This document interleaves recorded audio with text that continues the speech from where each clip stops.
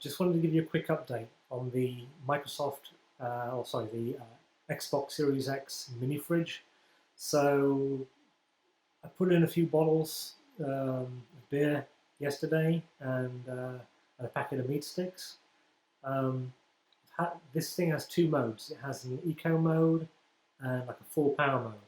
If you leave it in the eco mode, it's probably not going to cool it down to about 40 degrees Fahrenheit. If you put it in the full power mode, it will chill it, but it won't. It's not going to get it that cold. It will get down to probably about 30. I would say about 38, 37.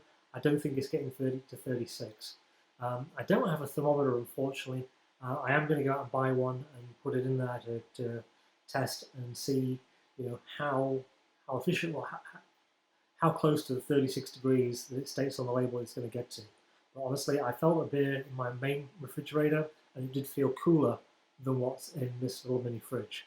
Um, so after having it for 24, 48 hours, whatever it is, um, I've left it on full power mode for most of the day so far. So it's been like 4 or 5 hours.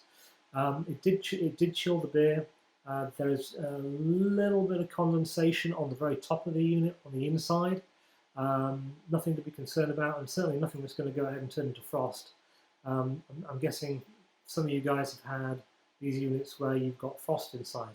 Honestly, I wish I was getting frost inside it because it would mean it was getting much cooler. I don't think it would get cool enough to go ahead and freeze completely because I don't think the insulation on this unit is that great. The actual unit itself is fairly lightweight. I mean, really lightweight. When you actually go to open the door, even with a full fridge full of stuff, the whole unit moves when you go to open the door. So I think the magnet that holds the door closed is just a little bit too strong. That's kind of a little bit annoying.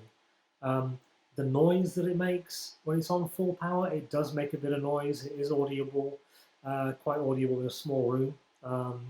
It would be a bit distracting, especially if I was maybe trying to sleep in here. Thankfully, I don't sleep on the couch that often, so it's not really an issue for me. You can put it in eco mode, which does actually make the fan considerably quieter, but by doing that, you're obviously not going to get the maximum cooling performance out of the unit. And I think, honestly, you're probably getting about 41, 42 degrees if you actually go ahead and put it in eco mode. But I say in eco mode, I could probably quite happily sleep on the couch, or it wouldn't distract me watching a movie or anything. I mean, you can probably hear right now my gaming laptop in the background. That's the fan from the GPU on that. It is actually considerably louder than the actual mini fridge itself, even when the mini fridge is on full power. It is a thermoelectric unit, so obviously it's not using any kind of gas. So it's a bit more, I guess, environmentally friendly in that respect.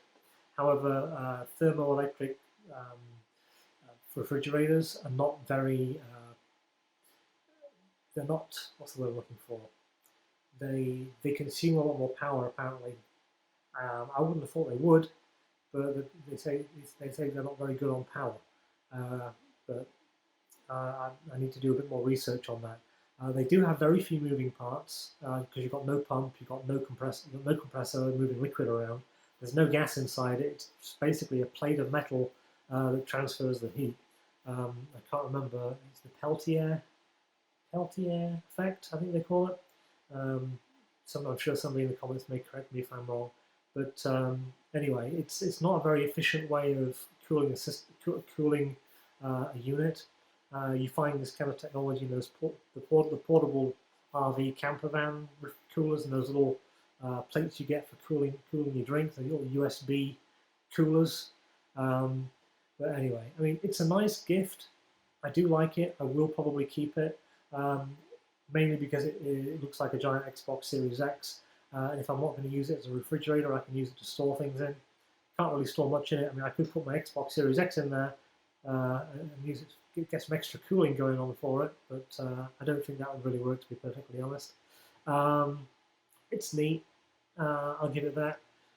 It does feel pretty cheap, plasticky. It is very plasticky, but it is what it is. I mean, $100. You're going to be hard pressed to find a fridge for $100.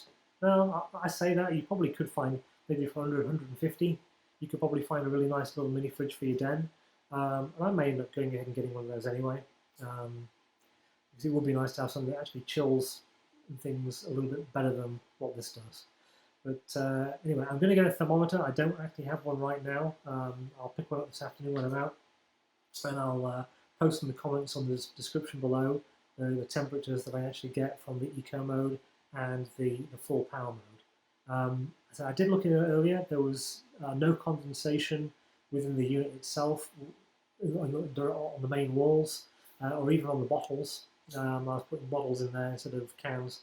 But there was a small, super small amount of condensation on the inside top of the unit where the actual the heat exchanger is. But nothing to write home about. Anyway, thanks for watching. Appreciate it. Happy New Year, my YouTube family, and I'll see you all online soon, I'm sure. Take care. Cheers.